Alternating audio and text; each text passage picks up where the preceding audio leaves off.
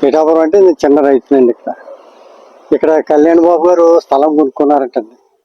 ఆ కొనుక్కోవడం వల్ల మాకు చాలా సంతోషంగా ఉందండి. ఇది పల్లం మునిగిపోతుంది బాబు.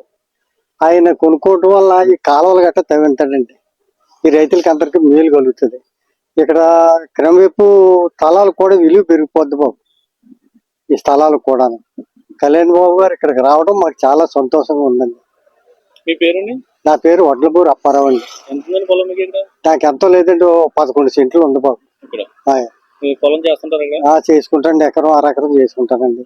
ఆ గేదెలు మేపుకుంటా ఎప్పుడు మునిగిపోతుంది, లాస్ వచ్చింది? ఎప్పుడు ములగదండి. బాగా వరదలు వచ్చి ప్రాజెక్ట్ బాల్ లెగ్గొడేస్తే మునిగిపోద్ది బాబు. లేకపోతే ఎప్పుడు ములగదండి. అప్పుడు నష్టం వస్తుంది బాబు, నష్టం వస్తుందండి. అప్పుడు మా గవర్నమెంట్ ఏం అనుకోవటం లేదండి. ఇప్పుడు బాగుంటదండి, చాలా సంతోషంగా బాబు.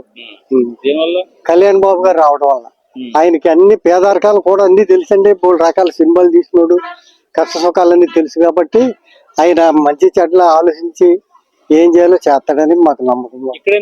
రోడ్డు వరకు కొనుక్కోవచ్చు కదా, హైవే వరకు? ఇక్కడ మునిగిపోద్దండి. దీని వల్ల మెరక చేద్దారే, కాలువ దవ్విందారే అన్న ఒక ఉద్దేశం ఉంది బాబు. ఉద్దేశం మీద కొన్నారనుకుంటున్నారు. అధికారులు బాగా పనిచేస్తారండి.